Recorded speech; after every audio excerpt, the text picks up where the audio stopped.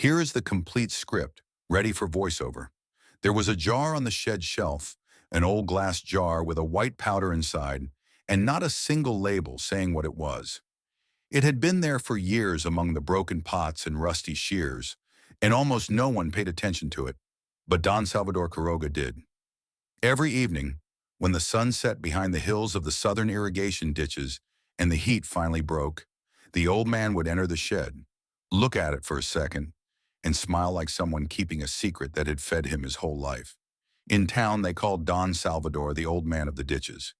He had been a technician at an agricultural cooperative for over 30 years, and now retired, he dedicated himself to the only thing that truly mattered to him, his garden. And that garden, let me tell you, was not just any garden. While others complained about the heat, the pests, or that the tomatoes didn't grow this year, Salvador's plants were so loaded that he had to reinforce the stakes with wire so they wouldn't break under the weight of the clusters. But I want you to look at something first. Outside the shed that same afternoon, there was a tomato plant, a beautiful tall green plant full of yellow flowers that shone like little stars under the last light of the day. Anyone passing by would say, "What a healthy plant. It's going to yield a huge harvest." And yet those yellow flowers, one by one, dried up on the stem, turned brown, and fell to the ground without producing a single fruit, not even one. That plant wasn't Salvador's. It belonged to his son-in-law, Aníbal. And here is the riddle I want you to take away from this first scene, because that white powder from the unlabeled jar, the one that looked like sugar, the one anyone would have thrown in the trash without a second thought, half a teaspoon of that powder dissolved in water was what changed everything in Don Salvador's garden since 1979. Half a teaspoon. That was the difference between a plant full of flowers that fall to the ground and a plant so loaded you can't even lift it. Think of it like a light switch. Imagine walking into a dark room full of furniture, beautiful things, everything perfect, but you can't find the switch. You feel along the wall, you search, you bump your knees, and nothing. The light is right there, ready and waiting. You just need to press the button. Well, that jar was the button, and almost no one in the valley knew where it was. Salvador knew, and because of that powder, his harvest didn't multiply by 1 or 2. They multiplied by 3. Remember that, because that number will come back, by 3. But for you to truly understand what that jar did, you first have to see what happened to Aníbal every summer. Because Aníbal did everything you probably do, and everything you were probably taught to do.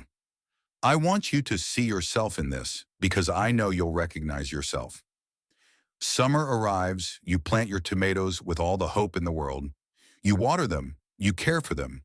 You watch them grow tall, strong, and green, and one day the flowers appear, those little yellow flowers, and your chest fills with hope because you know that every flower is a tomato on the way. And then the disappointment begins.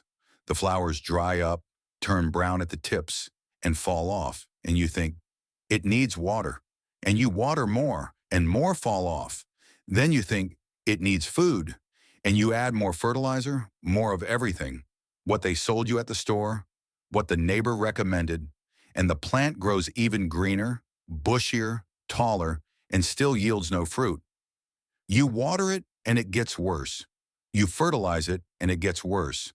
You care for it with all the love you have, and it gets worse. And then, when a tomato finally sets, you get hit with another blow. Blossom and rot. That bottom part turns black, sunken, rotten, as if it had burned from the inside. And the bottom leaves start to yellow, first one, then another, creeping up from the ground like a slow fire. And there you are, watching without understanding, wondering what you did wrong. Let me ask you a question, and I want you to truly feel it. How many summers have you spent watching those flowers fall and blaming yourself? How many times have you told yourself, I'm no good at this, I don't have a green thumb. My grandmother knew how, but I didn't inherit the gift? Well, listen to me carefully. You are not a bad gardener. You were taught wrong. Flowers without fruit, effort without reward, summer without a harvest, without fruit, without reason, and without anyone to give you an answer. It's not your fault. It's just that no one explained the other language to you. The old language, the one from the unlabeled jar. Aníbal did exactly what you do. He watered religiously every day with the hose, soaking the whole plant from top to bottom, feeling like the best gardener in the valley because he didn't let his tomatoes go thirsty. And old Salvador next door did exactly the opposite and laughed. Let me tell you about that contrast because that's where it all begins. Aníbal watered daily. Every morning without fail, he would grab the hose and give his tomatoes a good blast of water from top to bottom. Leaves, stem, flowers, everything. He let the plant grow wild with all its branches, all its shoots, because the more branches, the more tomatoes, he thought. And every August, without exception, he lost the harvest. The flowers fell, the leaves got sick, and the few tomatoes that survived rotted at the bottom. Salvador watered once a week, once. He let the soil almost dry out between waterings. He pruned, removed branches, watered only the base of the plant and never the leaves, and he laughed, not maliciously, but with that quiet laugh of someone who knows something others don't. And here I'm going to make you a promise, and I want you to stay until the end to collect it. Today, I'm going to give you Don Salvador's 5 actions. 5. The 5 actions that separate a plant that dries up from a plant you can't even carry because it's so loaded. They aren't random tricks.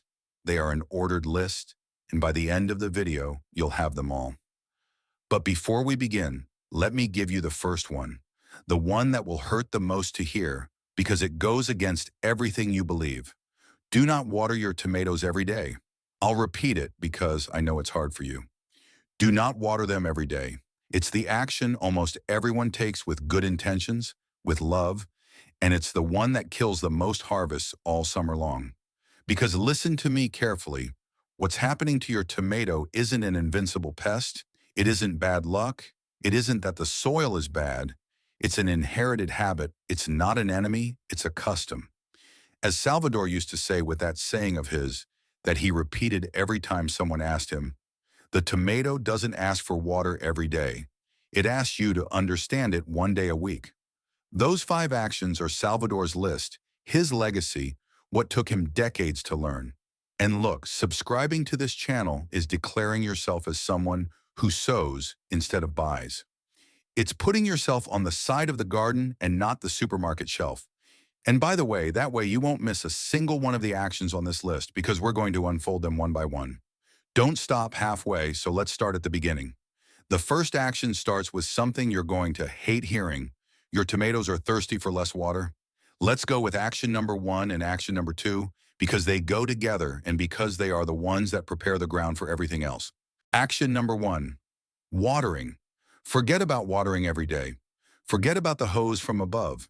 The tomato wants deep, spaced out watering once or twice a week, no more. But when you water, you really water. Water that reaches deep down to the deepest roots, not a little trickle that only wets the surface. Why? Because when you water infrequently but deeply, you force the root to go down, to look for water deep below. And a deep root means a strong plant, resistant to the heat, that doesn't wilt when it hits 95 degrees. But if you water it a little bit every day, the roots stay near the top, lazy, dependent, and the plant lives on the verge of wilting all summer long. And here is the golden rule that almost no one respects. Always water at the base, at the soil, never the leaves. Never wet the leaves. Why? Think of it like this. Wetting your tomato leaves is like leaving wet clothes piled up in a closed corner, without sun, without air. What happens to those clothes? After 2 days, they smell like mold, dampness, and rot. Well, the same thing happens to the wet leaves of your tomato plant. In that trapped moisture, fungi are born, and that's where almost all the diseases that devastate your plant begin. There is a beautiful trick for this, as old as the world and almost free, the buried bottle. You take a plastic bottle, poke a few small holes in it, cut off the bottom, and bury it upside down next to the plant, leaving the neck sticking out. When you water, you pour the water into the bottle, and that water goes straight and deep to the root. It doesn't wet the leaf, it doesn't evaporate in the sun, it doesn't go to waste. Water deeply, water away from the leaf, water slowly. 3 words, a single principle. Action number 2, sanitary pruning. And this is one of the things that will give you the most results for the least effort. The lowest leaves on your plant, the ones less than 8 inches from the ground, those leaves are a trap. When it rains or when you water, the dirt splashes upward, and with the dirt come the fungal spores that live in the soil, sticking to those lower leaves. From there, the disease climbs up the entire plant. So, what do? You cut off all the leaves that are less than 8 inches from the ground with clean, disinfected shears, not the same ones you used to cut your neighbor's sick plant. With just that action, just by removing those lower leaves and keeping your shears clean, you reduce infections by 80%. 80%. Let me say it again slowly so it sticks. 8 out of 10 infections avoided with a simple pair of clean shears and a little common sense. 8 out of 10. No one sells you that because there is nothing to sell you. It's your shears in 10 minutes of your afternoon. And look, if your grandmother or grandfather also watered at the base, at the foot of the plant, and never ever wet the leaf because that makes the tomato sick, my child, hit the like button on this video. Not for me, but so that YouTube shows this action to another gardener who is doing it backwards right now, drowning their tomatoes with the hose from above every morning. A like from you is an action that travels. If you remember it, if you agree, leave one. But listen to me because this is important. Watering and pruning only prepare the ground. They are the foundation, but on their own, they don't make a flower turn into fruit. The key piece is missing. What's missing is the thing that makes that yellow flower, instead of drying up and falling off, stay, swell, and become a tomato. And there, right there, is where the jar comes in. Because let me dive deep into the real pain, the one that is surely happening to you right now in your garden. I'm talking about fruit set. That word setting means the flower turns into fruit, and that is exactly where your harvest falls apart. The flower opens, it's perfect, yellow, bright, it even smells nice. It shows promise. You see it and think, this one is going to be a tomato. And the next day you look at it, and it starts to wither at the tip. And by the 3rd day, it's on the ground, dry, brown, dead. Day 1, the flower opens and shows promise. Day 2, it starts to hesitate. Day 3, it's in the dirt, and with it went your tomato. What good is a plant full of flowers if none of them bear fruit? What good is an apple tree covered in flowers if it doesn't give you a single apple? No good at all, just decoration. And you didn't plant tomatoes for decoration. And here is what no one told you. What I want you to engrave in your mind. It's not a lack of water. It's not a lack of sun. It's a mineral, a tiny mineral that your soil has already used up, that was depleted after so many harvests, and that no one told you you had to replenish. Read that again in your head slowly. Your soil depleted a mineral, and no one taught you how to put it back. That mineral is exactly what Salvador kept in that powder in the unlabeled jar. And before we continue, I want to read your comments. Do me a favor, finish this sentence down in the comments. My grandmother always said that for tomatoes, you had to, whatever it is, not get them wet, talk to them, plant them during a full moon, add eggshells. Write it down. I really do read the comments. And there is old wisdom in those phrases that is being lost. Let's rescue it together. But before opening the jar, before telling you the name of that powder, I have to tell you something that's going to bother you a little. I have to explain why that powder doesn't appear in any commercials. Why has no one on television, or in the big stores, or in agricultural ads ever talked to you about it? And the answer is as simple as it is uncomfortable. Because it can't be patented, and because it doesn't make money. Listen to me carefully. The powder in the jar, the ash from the stove, the milk from the fridge, a few drops of iodine from the medicine cabinet, all of those are penny supplies, things that cost mere coins, things you already have at home or that you buy once and they last for years. And compared to that, do you know how much the agrochemical industry makes? The fertilizers and fungicides that they do advertise everywhere generate over $250 billion a year. $250 billion a year. And none, absolutely none of that money goes to your tomato plant. It goes into the accounts of a few massive companies because half a teaspoon of a white powder that costs the same as a piece of candy isn't traded on the stock market. It doesn't have a marketing department. It doesn't have primetime commercials, and that's why no one pays to advertise it to you. It has no owner, no brand, no ad. And what has no owner, no brand, and no ad simply disappears from your site. Not because it's illegal, not because it's dangerous, but because it's not in anyone's interest to spend money reminding you of it. And they didn't hide it from you in a safe. There was no conspiracy of men in suits in a dark room. They hid it from you in a much more effective way. They hid it in silence. They stopped talking about it. They filled the stores with colorful bags covered in printed promises, and the old jar of white powder stayed on the shed shelf of old men like Salvador, quiet, waiting. And meanwhile, think about the difference between the tomato you grow and the one you buy. Yours, cared for like this, is full of flavor, of lycopene, of life, ripened in the sun on its vine. The one from the supermarket is harvested green, hard as a rock, so it can survive the truck ride without spoiling and ripen in a chamber on its way to you. That tomato wasn't fattened up to nourish you. It was fattened up to withstand transportation. It's not the same.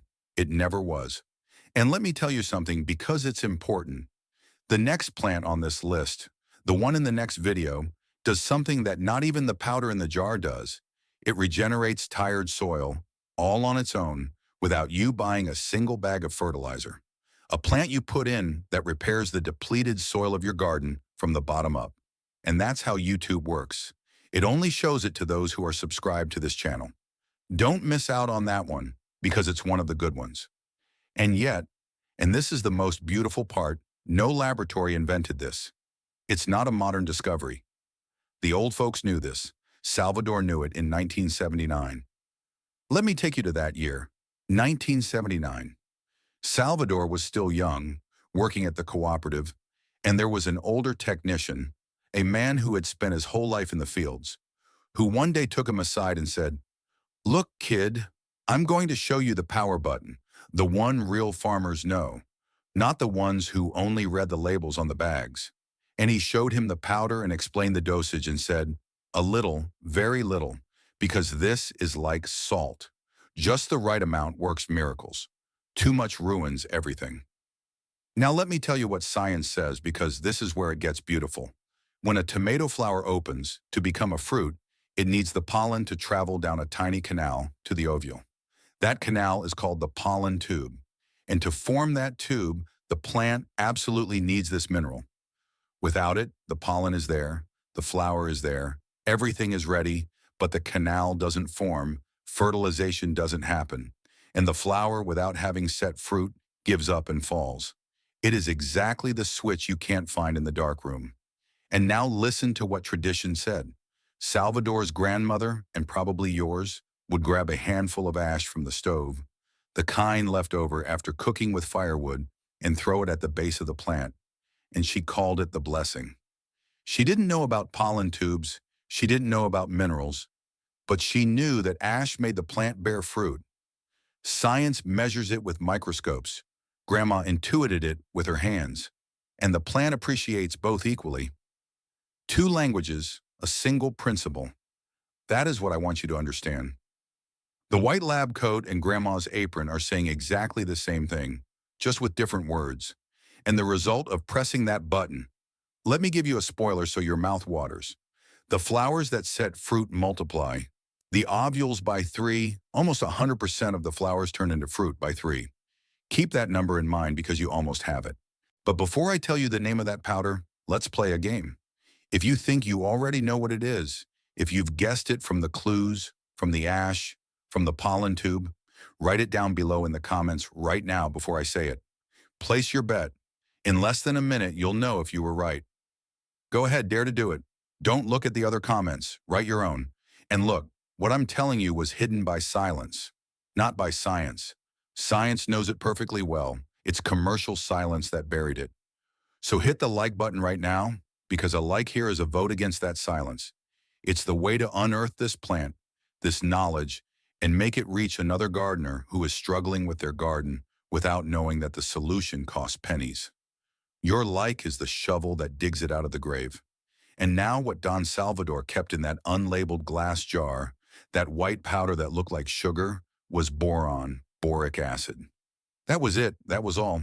Half a teaspoon of boric acid, the humblest, cheapest, most ignored mineral in the garden, and yet the one that ignites the entire harvest. You guessed it. If you wrote boron or boric acid down there, congratulations. You have the eye of an old farmer. And if not, don't worry because now you know it forever. Boron is what I call the power button. It is not a fertilizer. Get this straight in your head. It is not a fertilizer, it is a switch. A fertilizer feeds the plant, makes it grow, gives it body. Boron does none of that.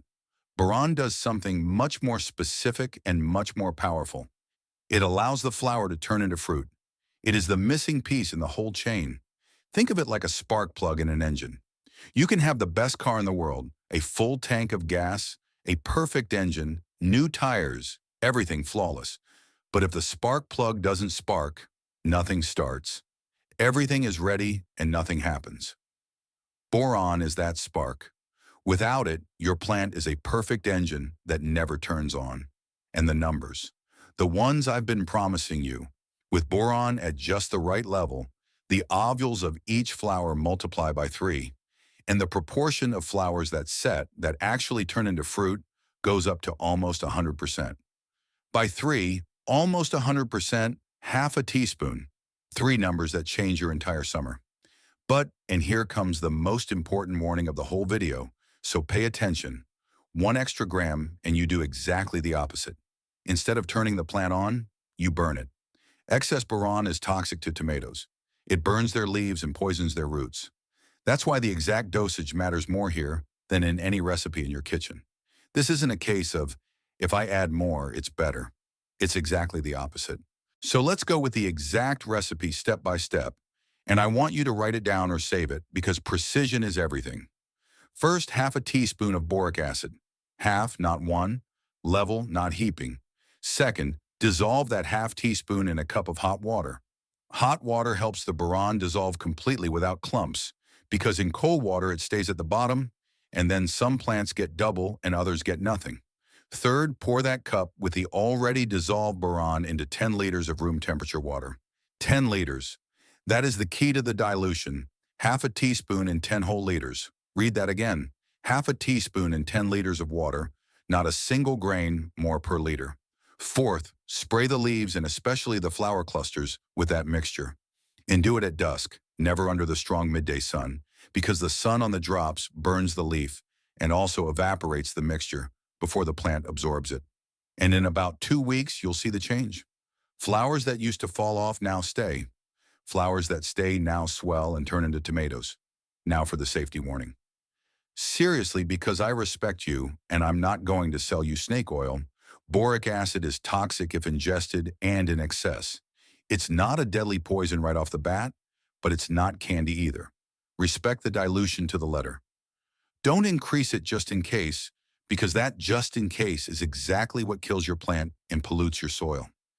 Keep it out of the reach of children and pets in its tightly closed jar, just like Salvador kept it high on the shelf, and understand it for what it is, a preventive and traditional support. Not a miracle that fixes an already dead plant. It's like salt in food. Just the right amount enhances the dish and makes it memorable. Too much ruins it and makes it inedible. The right dose cares, double the dose burns, triple the dose kills the plant. The right dose cares, double burns, triple kills. And if you're going to try this summer, subscribe to this channel so you don't miss the second half of Salvador's list, because there are still steps left. And there's one in particular for that black bottom on the tomato that frustrates you so much, which literally costs the same as a bottle of milk. Subscribing means taking the side of those who grow their own food, of those who understand their land instead of buying from the shelf. Don't do things halfway. And speaking of milk, because Salvador's second secret literally started in the fridge, let's move on to more steps because the list doesn't stop. And this one, the one about the black bottom, is going to change your life if it's one of the things that has frustrated you the most. That blossom end rot, the black bottom of the tomato, that sunken dark spot that appears at the bottom of the fruit. Do you know what it is? It's not a fungus. It's not a pest. It's a lack of calcium. The plant isn't able to carry calcium to the fruit, often because watering is irregular. Yet another reason to water deeply and space it out. See how everything connects? And without calcium, the fruit rots from the bottom while it's still growing. Salvador's solution: half a liter of whole milk dissolved in 10 liters of water poured onto the soil at the base. Milk contains calcium, and the plant absorbs it little by little. Half a liter of whole milk in 10 liters of water. Cheap, homemade, and it works. Next step, suckers. Do you know what suckers are? They are those shoots that sprout in the angle, in the V, formed by the main stem and each branch, that 45-degree corner. They come out there tiny, innocent, and you leave them because the more branches, the more tomatoes, right? Well, no. Suckers are like guests who come to your house, sit at the table, eat all the dinner, and bring nothing. They contribute nothing, they only consume.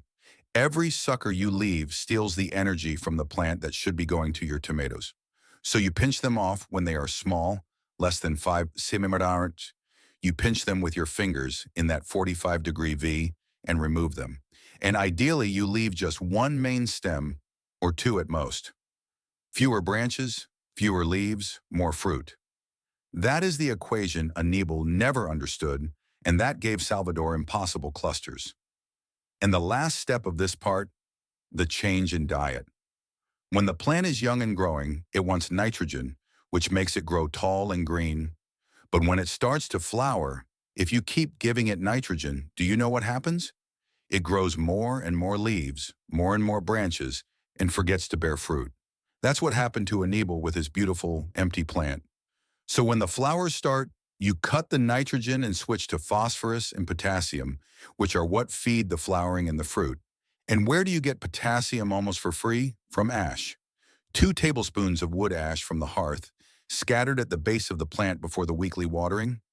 Grandma's hearth ash is nothing more and nothing less than bottled potassium. Again, 2 languages, a single principle. Grandma called it blessed ash. The lab calls it potassium. The exact same thing. And let me ask you for something, because this really helps me help you better. Write down in the comments below your region and your climate, where you're from, what the summer is like there, if it's very dry, very humid, with a lot of sun. Write it down and I'll tell you if you need shade cloth or not, because that changes a lot depending on where you live. I really do read and reply to your region and climate down there, and I will answer you. But all of this, all these steps can fall apart in a matter of days if the real enemy appears. The big one, the unforgiving one, the one that devastated entire countries and killed healthy plants in 3 days. Let me introduce you to it, because knowing it is half the battle. It's called late blight. Its scientific name is Phytophthora infestans. But all you need to know is that it's the fastest and cruelest killer in your garden. How do you recognize it? Oily brown spots appear, as if someone had poured dirty oil on the leaves. And on the back of those leaves, if you look underneath, you see a whitish powder like fine fuzz. That fuzz is the spores ready to fly to the next plant. And you know the most terrifying part, it destroys an entire plant in 3 or 4 days. Day 1, you see a small spot and think, I'll check it tomorrow. Day 2, there are several. Day 3, the plant is covered. Day 4, it's a brown, rotten, unrecognizable mess that just yesterday was green and healthy. 3 days. That's all it takes. It arrives without warning, attacks without mercy, and leaves with no turning back. And this is no exaggeration. This very fungus, late blight, was the one that caused the Great Potato Famine. That catastrophe that wiped out entire harvests, that starved and emptied entire towns, that forced millions of people to abandon their lands and emigrate to the other side of the world. It changed the history of nations. It's not just any fungus. It's the fungus that changed history. Salvador knew it well, and that's why he never ever waited to see it, because by the time you see it, it's too late. Salvador stopped it before it arrived with something that once again goes against everything you were taught. And here opens Salvador's second jar, the second secret, the shield. And it starts in the fridge again. Milk and iodine. Yes, you heard that right. Milk and a few drops of iodine. The kind from the first aid kit, the one for healing wounds. That was Salvador's preventive armor against blight. The exact recipe, again, step by step, 1 liter of skim milk or whey mixed into 9 liters of chlorine-free water. It's important that it's chlorine-free. Let the water sit for a day if it's from the tap so the chlorine evaporates. And to that mixture, you add 15 drops of iodine. 1 liter of milk, 9 of water, 15 drops of iodine. And with that, you spray the whole plant top and bottom every 15 days. But pay attention, this is crucial. Before you see a single spot, this is a shield, not a cure. It is applied before the attack, not during. As Salvador used to say, you don't fight blight, you close the door on it before it knocks. And why does it work? Again, 2 languages, a single principle. And here the circle closes. Grandma used to spray watered-down milk on the plants and called it giving them a blessing. The lab explains it like this. The milk forms a film of lactic acid on the leaf, a thin, invisible layer that prevents the fungus from taking hold and reproducing. Think of it like a coat of wax on a wooden table. Water slides off, moisture doesn't penetrate, mold has nowhere to grip. That milky film is your tomato's wax. Grandma called it a blessing. Science calls it lactic acid, same layer, same shield. And along with the shield, vigilance. Take a walk through your garden every day. It doesn't have to be long, just 2 minutes. Lift the leaves, look at the undersides, look for those oily spots in that white powder. And if you find an affected leaf or branch, tear it off immediately, put it in a sealed bag, and throw it in the trash. Never ever put it in the compost because blight survives in the compost and comes back the next year with a vengeance. Into a sealed bag and into the trash. That's the end it deserves. Do all this, and in 2 weeks you'll have a new problem, but a nice one that brings joy. You'll have clusters so heavy, so loaded, that you'll have to reinforce the stakes so the plant doesn't break under its own weight. That's the problem Salvador had every summer, and the one you're going to have soon. And don't just take my word for it, or just Salvador's. Let me tell you about Marisol. Marisol is a neighbor from another valley miles away from the southern irrigation ditches, with a different climate, different soil, different winds. A woman who was about to give up on her garden, who every summer got 3 sad, sick tomatoes and would say, "This isn't for me." She was given Salvador's steps: deep watering, low pruning, boron for fruit set, milk for calcium, the milk and iodine shield against blight. And this summer, Marisol went from 3 sad tomatoes to not being able to handle the branches because they were so loaded. Another valley, another climate, same steps, same result, because it's not magic from one place, it's a method. And while we're at it, let me debunk 2 lies that are floating around out there and doing you harm. Lie number 1, more water, more fruit. False, absolutely false. You already saw it. Excess daily water drowns the roots, promotes fungi, and kills the harvest. Tomatoes want deep, spaced-out watering, not a daily deluge. More water does not mean more fruit. Often, it means less fruit and more disease. Lie number 2, that the homegrown tomato, the twisted one, the oddly shaped one, the cracked one, is ugly and worse, and that the round, perfect supermarket tomato is better. It's exactly the opposite. That supermarket tomato, perfect and red, was harvested green and hard and ripened in a truck or in a chamber without sun, without flavor. Your twisted tomato ripened on the vine, in the sun, full of flavor and life. The ugly part there is the good part. The supermarket sells tomatoes. Your garden yields flavor. It's not the same thing. It never was. And now, as an exit ramp, let me recap Salvador's 5 steps, the list I promised you at the beginning, all together so you can take them with you ingrained in your mind. Step 1. Deep and spaced watering, once or twice a week, always at the base, never on the leaves. Step 2. Sanitary pruning. Remove leaves less than 20 centimeters from the ground with clean shears, and you reduce infections by 80%. Step 3.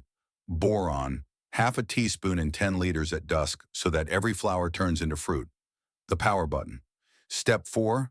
Calcium with milk for the black bottom, pinch suckers, and the diet change to phosphorus, potassium, and ash when it starts to flower.